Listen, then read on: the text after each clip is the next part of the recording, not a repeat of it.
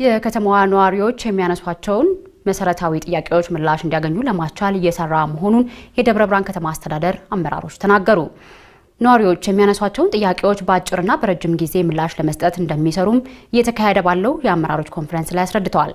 ኤልያስ ፈጠነ ዝርዝር አለው። የአማራ ክልል ብልጽግና ፓርቲ ጽህፈት ቤት የከፍተኛና መካከለኛ አመራሮች ውይይት በተለያዩ አካባቢዎች ላይ ያካሄደ ነው። ይህ ውይይት በደብረ ብርሃን ከተማም እየተካሄደ ሲሆን ከህዝቡ ጋር በቀጥታ የሚገናኘው የታችኛው የፓርቲው መዋቅር የህዝቡን መሰረታዊ ጥያቄዎችና የልቡን መሻት እያነሳ ውይይቱ እየተደረገ ስለመሆኑ በኮንፈረንሱ የተሳተፉ ያሉ የከተማው አመራሮች ተናግረዋል። ህዝብና በተለይ በአመራሩ ውስጥ ያለ ውስጣዊ አንድነትን የመፍጠር አላማ ይዞ ነው እየሄደ ያለውና ጥሩና በወቅቱ የሚደረግ ውይይት ነው ብዬ ነው በግሌ የማስበው። ችግሮቻችን እንዴት እንሻገራቸው አሁን በደረስንበት ባለንበትና በመጣው የለውጥ ስኬት ውስጥ ጉዳዮችን በሰከነ በተረጋጋ አስተሳሰብ ህዝብን አሰልፈን ውጤት እናንጣ የሚል መሪ ጉዳይ ላይ ነው እየተወያየን ያለን። አማራ ክልል እንደ ክልል ያው እንደሚታወቀው ብዙ ፈተናዎች ተጋርጠውበት ያለ ክልል እንደመሆኑ መጠን አመራሩ ወርዶ ከማህበረሰቡ ጋር አታች ተወያይቶ ያሉ ችግሮችን ለመፍታት እየመከረ ነው የሚገኘው። የአማራ ህዝብ ከዓመታት በፊት ጀምሮ የሚያነሳቸውን መሰረታዊ ጥያቄዎችን በላይኛው የፓርቲው መዋቅር መሪዎች አማካኝነት እንዲፈቱ ለማድረግ ጥረት እየተደረገ ስለመሆኑም ተገልጿል።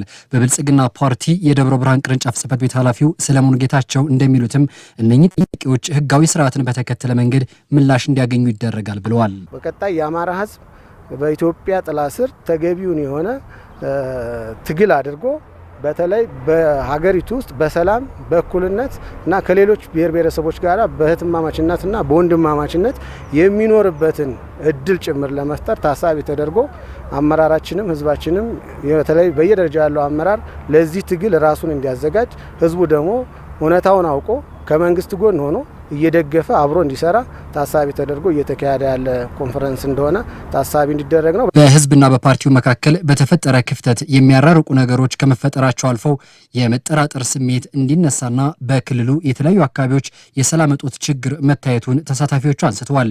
ከዚህ ውይይት በኋላም ፓርቲውና ህዝብን የሚያቀራርቡ ስራዎች በመስራት ውጤት ለማስመዝገብ ይሰራል የተባለው የሰላም ስጋቱም የኑሮ ውድነቱም ተሻሽሎ እንዲኖር ይፈልጋልና ይህንን ደግሞ በአመራር አንድነት ፈቶ ከአቅም በላይ የሆነ ነገር ማይኖርም ተብሎ ነው የሚገመተውና ተስፋ የሚያጭር ነገር ነው ያየንበት። ህዝብን ከመንግስት ጋር የነጠሉት ጉዳዮች ምን እንደሆኑ በግልጽ በተገቢ መንገድ እየተነሱ ያሉትና ታችኛው መዋቅራችን መፍታት የሚገባው የላይኛው መዋቅር መፍታት የሚገባው እንደ ሀገር መፈታት ያለበት ጉዳይ በደንብ በተገቢ መንገድ እየተነሳለበት ማቀፍ ላይ ነው ያለነው። ከማህበረሰባችን ጋር ታች ወርደን ካልሰራን ማህበረሰብን ማርካት ካልቻል ፓርቲና ህዝብ እየተነጠለ ስለሆነ እየተለያየ ስለሆነ ይሄን አስታርቆ የመስራት ስራ ይሰራል። የህገ መንግስት ጥያቄ ያለው የአማራ ህዝብ፣ የማንነትና የወሰን ጥያቄ ያለው የአማራ ህዝብ እንዲሁም የሐሰት ትርክቶች የተለየ የአማራ ህዝብ እንደ ጨቋኝ ሌሎቹን የኢትዮጵያ ብሔር ብሔረሰቦች ላይ ተጽዕኖ ሲያደርስ እንደነበረ ማህበረሰብ ተደርጎ በከፍተኛ ደረጃ የተሳለበት እና የሐሰት ትርክት ሲነገርበት የነበረ